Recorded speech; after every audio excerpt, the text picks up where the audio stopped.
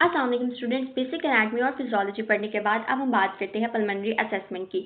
जब हम pulmonary assessment पढ़ रहे होंगे तो हम लोग कुछ ऐसी एबनॉर्मेलिटीज़ को हर स्टेप के अंदर देखेंगे जो हमें देखने में मिलती हैं, कॉमन एबनॉर्मेलिटीज़। ठीक है, सबसे पहले आपने ये बात याद रखनी है कि हर सिस्टम की असेसमेंट जो है वो डिफरेंट होती है। अगर आप न्यूरो की बात करें तो वहाँ पर आप रिफ्लेक्सेस या सेंसेशन देख रहे होते हैं। तो पल्मोनरी सिस्टम की जो असेसमेंट है इसमें बात करें तो हमारा मेजर जो एम होता है वो पेशेंट की चेस्ट मूवमेंट को देखना, चेस्ट की शेप को देखना, ब्रीदिंग पैटर्न को देखना, लंग की साउंड्स को देखना है। ये सब चीजें इसके अंदर आती है। सबसे पहले पल्मोनरी असेसमेंट जब स्टार्ट होती है तो आपकी बुक के अंदर कुछ ऐसी बातें लिखता है जो कि शायद इतनी ज्यादा रेलिवेंट नहीं है, डॉक्यूमेंटेशन रिलेटेड है। हम डायरेक्ट स्टार्ट करते हैं सब्जेक्टिव और ऑब्जेक्टिव असेसमेंट के डिफरेंसेस। सबसे पहले आपको पता होगा कि subjective assessment is based upon the patient interview, यानी जो बातें मुझे आकर पेशेंट बताता है उसकी बेस के ऊपर जो मैं असेसमेंट करती हूँ, that is called as subjective assessment. और हमेशा subjective assessment open ended question से स्टार्ट होती है और फिर अल्टीमेटली इसको हम क्लोज एंडेड क्वेश्चन पे लेके जाते हैं। क्या हम पेशेंट से पूछते हैं जी आपको क्या हुआ है, हम उससे ये नहीं पूछते अच्छा आपको लंग का मसला हुआ है, कितने दिन से है आपको ये मसला, हम उससे ये चीज़ नहीं पूछ रहे होते हैं।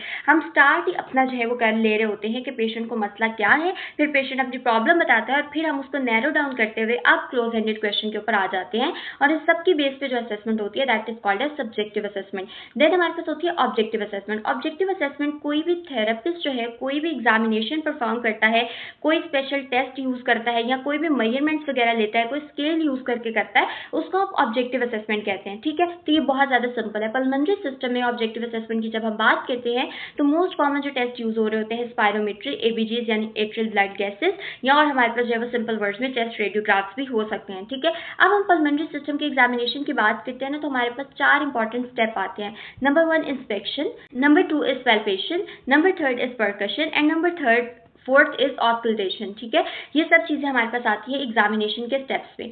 एक बात आपने याद रखनी है, बिफोर स्टार्टिंग इंस्पेक्शन हम बात करते हैं ऑब्जर्वेशन की। ठीक है, अब ऑब्जर्वेशन की मैं आपको क्या बात बताऊँ, देखें हमारे पास ना जब भी कोई वॉक इन क्लिनिक के अंदर कोई पेशेंट आ रहा होता है ना तो पेशेंट के आते साथ तो मुझे ये नहीं पता चलेगा कि मैंने पल्मोनरी असेसमेंट स्टार्ट करनी है।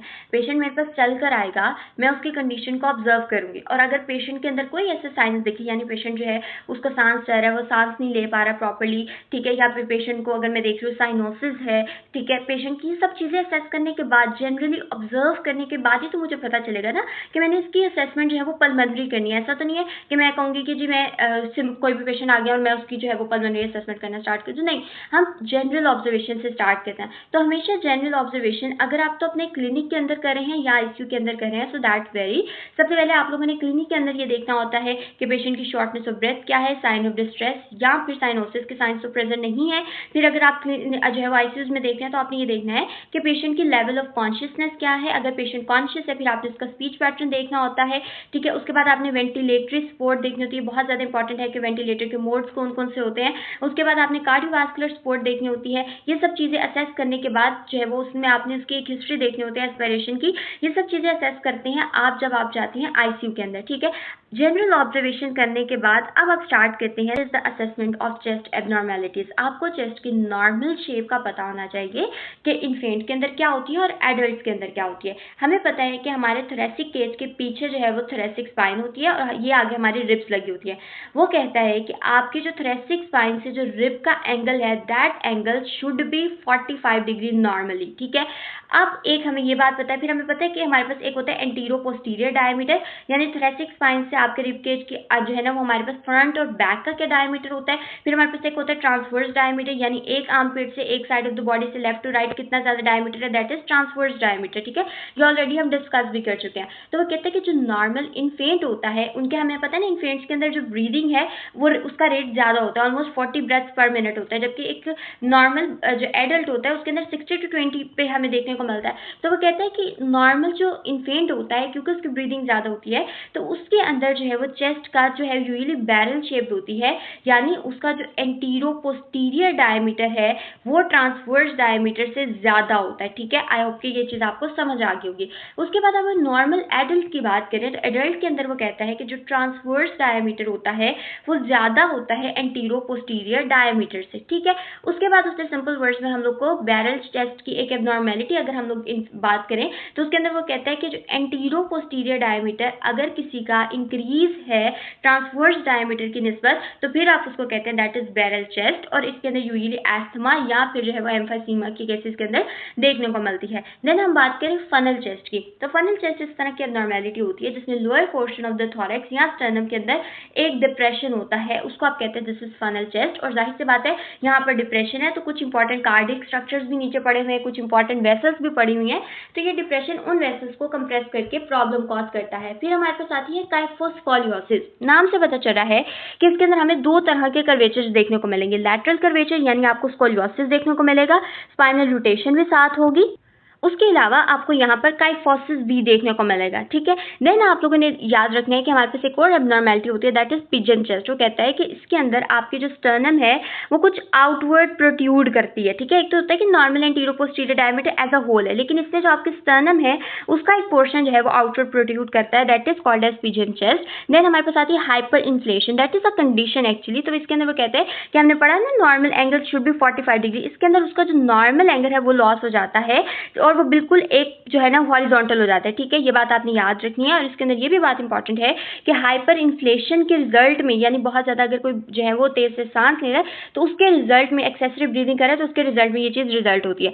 फिर आपने ना यहाँ पर कुछ मैंने इसकी जो है वो इमेजेस अटैच की हैं। पहली इमेज में आपको वो इन्फेंट की नॉर्मल चेस्ट शो करा है, इसके अंदर आप देखें तो आपको पता चल रहा है उसका फ्रंट टू बैक या एंटीरो पोस्टीरियर डायमीटर उसके ट्रांसवर्स डायमीटर से क्या है, ज्यादा है। जबकि एडल्ट की बात करें तो उसके अंदर जो है वो हमारा transverse diameter antero posterior diameter की निस्बत ज्यादा है। इसी तरह अगर हम बात करें पहली एबनॉर्मेलिटी की जो हमने ऊपर पढ़ी थी, हम देखें तो हमारी जो पहली abnormality that was barrel chest, और इसके अंदर हमने कहा था कि एपी डायमीटर ज्यादा होता है as compare to the transverse diameter abnormally. फिर हमने कहा था हमारे पास फनल चेस्ट होती है जिसके अंदर डिप्रेशन होता है और फिर वो स्ट्रक्चर्स को कंप्रेस करती है।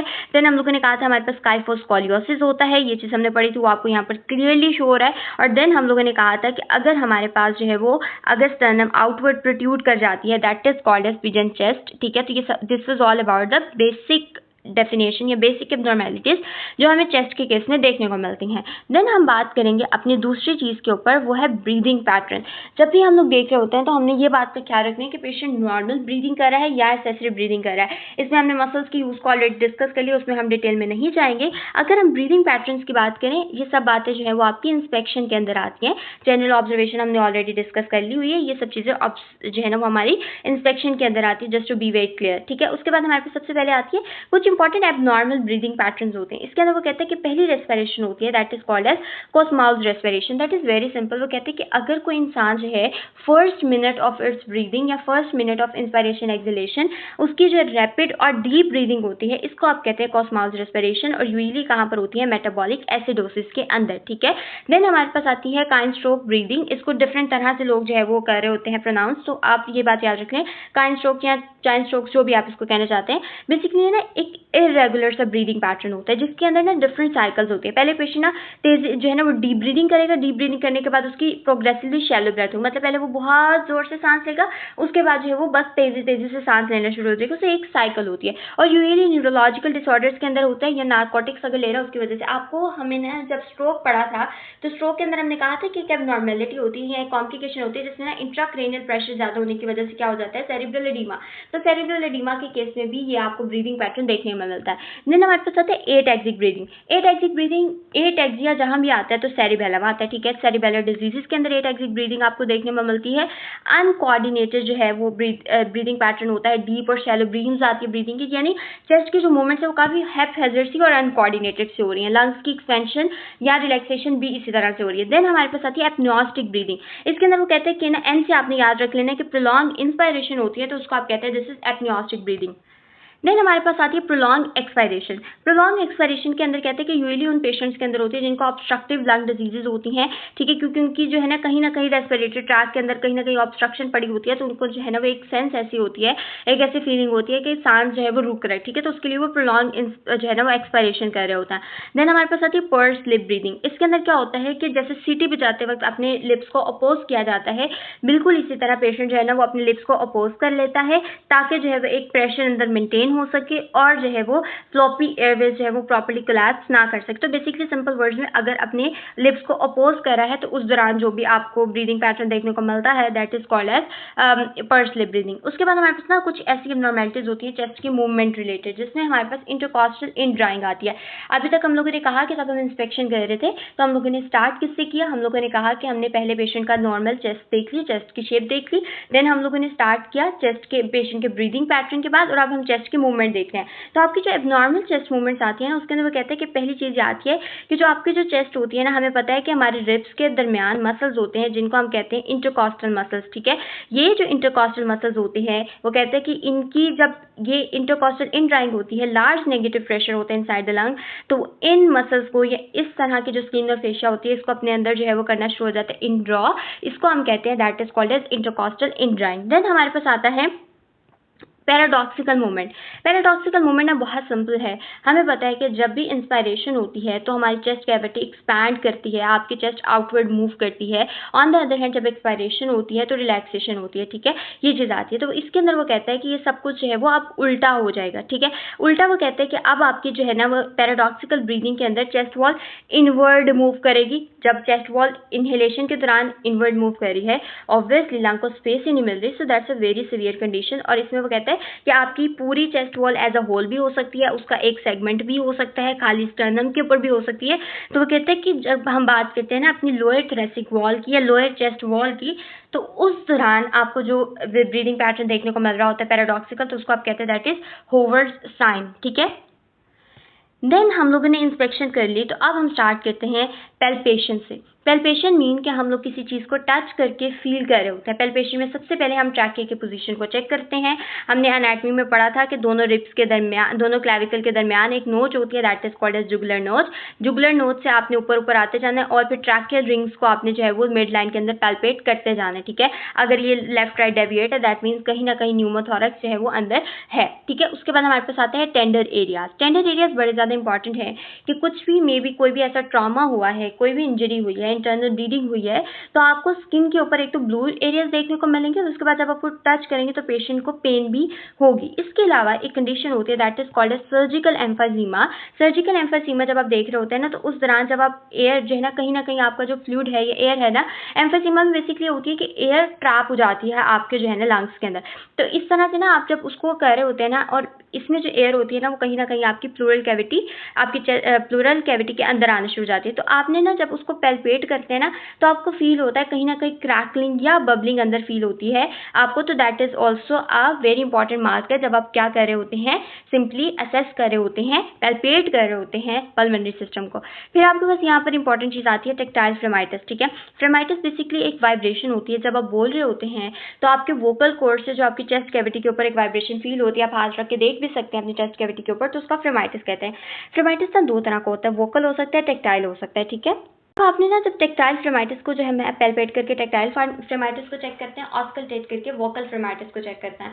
तो टेक्टाइल फ्लेमाइटिस को आपने चेक किस तरह से करना है, आप एंटीरियर चेस्ट कैविटी पे या पोस्टीरियर साइड पे आप स्कैपुलर रीजन के बीच जो है पेशेंट के ऊपर हैंड प्लेसमेंट करते हैं और फिर आपको जो है ना वो एक उसको कहते हैं कि वो 99 बोले। जब वो 99 बोलते हैं तो फिर आपको एक वाइब्रेशन फील होती है। वो कहता है कि ये वाइब्रेशन न्यूमोथोरैक्स के अंदर जो है वो क्या होती है, कम होती है, लेकिन अंदर कोई सॉलिड मटीरियल है तो हमें पता है कि सॉलिड जो है वो प्रॉपर गुड जो है मीडियम होता है वाइब्रेशन के ट्रांसमिशन के लिए, तो आपको ज़रा हाई जो है वो पिच मिलेगी वाइब्रेशन की। ठीक है, आपको ज़रा ज़्यादा फील होगी वाइब्रेशन। फिर हम लोग पैल्पेशन करने के बाद आते हैं जी अपने अगले काम के ऊपर, that is percussion. Very important, percussion बहुत ज़्यादा सिंपल है। पहली बात है परकशन में हम करते क्या, हम लोग क्या करते हैं, टैपिंग करते हैं सरफेस के ऊपर। किस तरह करते हैं मैं अभी आपको बताती हूँ। हम सिंपल वर्ड्स में क्या करते हैं, टैपिंग करते हैं और टैपिंग करने के बाद अंडरलाइंग टिश्यू जो है ना वो एक मूवमेंट में चले जाते हैं और फिर वो एक तरह की साउंड या एक तरह की रेजोनेंस प्रोड्यूस करते हैं।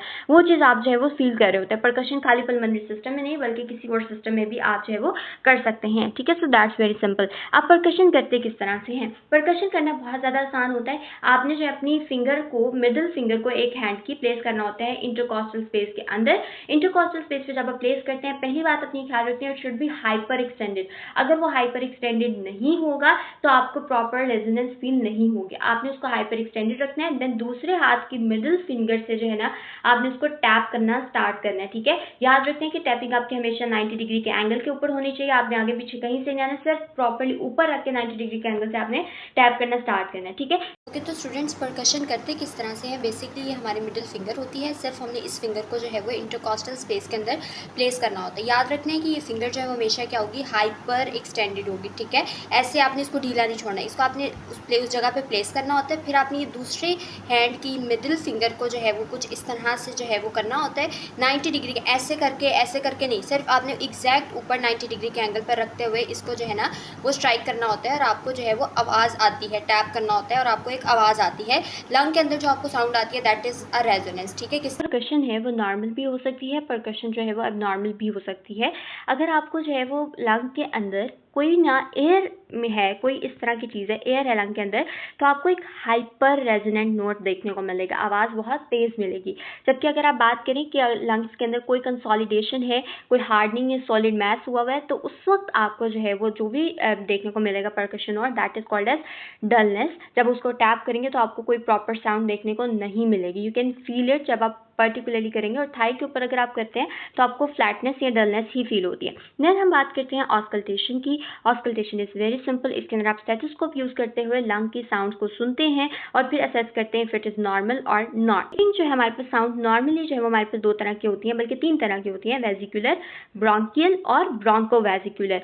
जो हमारे पास वेजिकुलर साउंड्स होती है ना, ये हम लोग को ना लैटरली देखने में मिलती हैं। एक तो होती है ना मिड लाइन के ऊपर, हमें पता है मिड लाइन में ब्रोंकिया होता है, फिर ब्रोंक्यूल्स होता है, ये मिड लाइन के अंदर स्ट्रक्चर्स होता है ना। तो जब आप इनको कर रहे होते हैं फिर आपको ब्रोंकियल जो है ना वो आपको ब्रेथ साउंड देखने को मिल रहे होते हैं, जो यूजुअली लाउड होती हैं, हाई पिच साउंड होती हैं, ठीक है। और आपको इंस्पिरेशन और एक्सपिरेशन में दोनों एक जितनी देखने को मिल रही होती है। जो वेजिकुलर साउंड होती हैं आपको थोड़ा सा लैटरली देखने को मिल रही होती हैं, और ये जो हम कहते हैं कि सॉफ्ट लो पिच साउंड्स होती हैं, और हमें जो है ना यूजुअली इंस्पिरेशन में या फर्स्ट थर्ड ऑफ एक्सपिरेशन में देखने को मिलती है। ऑब्वियस सी बात है, इंस्पिरेशन में आप एयर अंदर लेकर जा रहे हैं, लेकिन एक्सपिरेशन में जब एयर निकल रही है आपके वेजिकुलर एरिया से तो वो बिल्कुल निकलेगी, तो फिर आपको जो है ये साउंड थोड़ी जो है वो डल फील होगी। देन हम लोग बात करते हैं ब्रोंकोवेजिकुलर की। तो ब्रोंकोवेजिकुलर इज वेरी सिंपल। इसके अंदर वो कहते हैं कि हमारे पास ना ब्रोंकियल ब्रेथ साउंड का एक ना सॉफ्टर वर्जन आता है, यानी ब्रोंकियल ब्रेथ साउंड क्या थी, हाई पिच साउंड से, और जो हमारे पास दूसरी साउंड से वेजिकुलर ये लो पिच थे, तो दोनों का एक कॉम्बिनेशन आ गया। So very simple. देन आप लोगों ने याद रखना है कि हमारे पास कुछ ऐसी चीज़ें होती हैं लंग्स के अंदर, अगर कंसोलिडेशन हो जाए तो साउंड ट्रांसमिशन, सॉलिड हमें पता है ना गुड जो है वो होता है मीडियम साउंड ट्रांसमिशन करने के लिए, तो आपको साउंड ज़्यादा मिलेगी। एम्फाइसीमा, प्लूरल इफ्यूजन है, तो आपको ये साउंड जो है वो क्या देखने को मिलेगी, कम देखने को मिलेगी, ठीक है। इसके बाद आप लोगों ने ना ये बात याद रखनी है कि हम जो है ना वो ऑस्कल्टेशन करते गए। पोस्टीरियरली आपने एक बात याद रखनी है, there is no middle lobe posteriorly. Lungs के अंदर मिडिल लोब को अगर आपने ऑस्कल्टेट करना है तो आप पोस्टीरियरली नहीं कर सकते हैं। पोस्टीरियरली सिर्फ आप अपनी अपर या लोअर लोब को कर सकते हैं। अच्छा, कुछ ऐसा होता है कि अब मैं आपको बताऊँ थी, हमारी ना T3, लेट्स से कि हमारे पास ना ये पॉइंट होता है T3 का, वैसे तो ऊपर होता है, लेकिन यहाँ से आपकी ना जो फिशर होता है ना ऐसे जा रहा होता है, ठीक है। तो ये आपकी अपर लोब होगी, या आपकी लोअर लोब होगी, ठीक है। और मिडिल लोब नहीं है, मिडिल लोब को आप सिर्फ लैटरली कर सकते हैं। तो यहाँ पर कुछ ये पॉइंट्स है जिसके थ्रू आप कर सकते हैं। सुप्रास्कैपुलर है, ठीक है, सुप्रास्कैपुलर कर सकते हैं, और इस तरह से आप आते आते नीचे आते थे जो है ना वो लैटरली मूव करते जाते हैं, और डिफरेंट लंग सेगमेंट्स को आप जो है वो ऑस्कल्टेट कर लेते हैं, ठीक है। ये हमारे पास परकशन में भी यही पॉइंट्स हैं और ऑस्कल्टेशन में भी यही पॉइंट्स होंगे। फिर आप लोगों ने यहाँ पर आना है एंटीरियरली। अगर आप देखें तो पहले ना कुछ लोग ट्रैकिया के ऊपर भी करते हैं ताकि हमें ब्रोंकियल साउंड जो है वो अच्छी फील हो सके, ठीक है। उसके बाद आपने वेजिकुलर साउंड्स को फील करना है, तो एपिकल लोब को आप करते हैं, फिर आहिस्ता आहिस्ता आप नीचे आते हैं और आप जो है ना डिफरेंट लोब्स को करते हुए चले जाते हैं। अगर आपने मिडिल लोब को करना है तो फिर आप जो है इस साइड से करते हैं, बिकॉज यहाँ पर प्रॉपर्ली आपको ज़्यादा अच्छी सुनाई देती है। फिर हमारे पास ना कहते हैं कि एबनॉर्मल कुछ ब्रीदिंग साउंड्स भी होती है ना, तो एबनॉर्मल ब्रीदिंग साउंड्स के अंदर वो कहते हैं कि वीजेस आते हैं, क्रैकल्स आती हैं, प्लूरल रब आते हैं। अच्छा, पहले ज़माने में वीजेस और रोंकाई को एक कहा जाता था। आपने मेन बात साउंड याद रखनी है, वीजिंग साउंड जो होती है कि आपको ना एक सिटी टाइप आवाज़ आती है जब भी पेशेंट है वो इंस्पिरेशन कर रहा होता है, उस दौरान ये ज़्यादा होती है, ठीक है। ये चीज़ आती है। फिर क्रैकल्स ना इस तरह की साउंड होती है जो कि कुछ क्लिकिंग साउंड होती है, जब आप टच करें तो आपको ऐसा लगता है कि बबलिंग कुछ हो रहा है, ठीक है। देन हमारे पास होता है प्लूरल रब। प्लूरल रब ये होता है कि अगर हमारे पास हमारा जो प्लूरा है उसके अंदर जो है वो फ्रिक्शन एक जनरेट हो रही है, रबिंग साउंड होती है, तो उसको आप कहते हैं दैट इज प्लूरल रब। और इन्फेक्शन के अंदर और इन चीज़ों के अंदर आपको पड़ी होती है। रोंकाई को वो कहते हैं कि ये हमारे पास कुछ हाई पिच साउंड्स होती हैं। तो ये डिफरेंट तरह की साउंड्स होती हैं जो कि हम लोग को ऑस्कल्टेशन में देखने को मिलती है। जब हम नॉर्मल और एबनॉर्मल ब्रीदिंग को असेस कर रहे होते हैं तो हम लोग को ये सब चीज़ें जो है वो उस वक्त पता चल रही होती हैं। सो आई होप कि आपको ये चीज़ें है वो समझ आ गई होगी जो अभी तक हम लोगों ने पढ़ी है, ठीक है। उसके बाद यहाँ पर कुछ उसने ईगोफोनी, ब्रोंकोफोनी के बारे में बताया हुआ है। वो कहते हैं ईगोफोनी ना इस तरह की साउंड होती है कि हम पेशेंट को ई कहते हैं और हमें ना सुनाई देता है स्टेथोस्कोप में ए, ठीक है, और यूजुअली ये लंग कंसोलिडेशन के अंदर होता है। देन हमारे पास आती है ब्रोंकोफोनी। ब्रोंकोफोनी में ये कहता है कि ये ना लाउड पिच हो जाती है साउंड की। जब पेशेंट को 99 कहते हैं तो हमें एक बिल्कुल क्लियर साउंड देखने को मिलती है, ठीक है। That is also kind of a sign of pneumonia और कंसोलिडेशन। और विस्परिंग कहता है कि हम लोग को ना पेशेंट को हम कहते हैं कुछ विस्पर करे, आहिस्ता से कोई वर्ड बोले, लेकिन वो विस्पर्ड वर्ड भी हम लोग को क्लियरली सुनाई देता है। तो दैट मीन्स देखिए इन सब में ना कहीं आपकी पिच ज़्यादा हो रही है। और पिच हमने कहा था कहाँ ज़्यादा होती है, जब हमारे लंग के नीचे कोई ना कोई सॉलिड मैस पड़ा होता है, ठीक है। आई होप कि ये चीज़ आपको क्लियर होगी। So this is all about the examination of the respiratory tract और पल्मोनरी असेसमेंट, ठीक है। नेक्स्ट पार्ट के अंदर हम अब स्टार्ट करेंगे कुछ इंपॉर्टेंट पल्मोनरी टेक्निक्स या कुछ important pulmonary abnormalities. Thank you so much.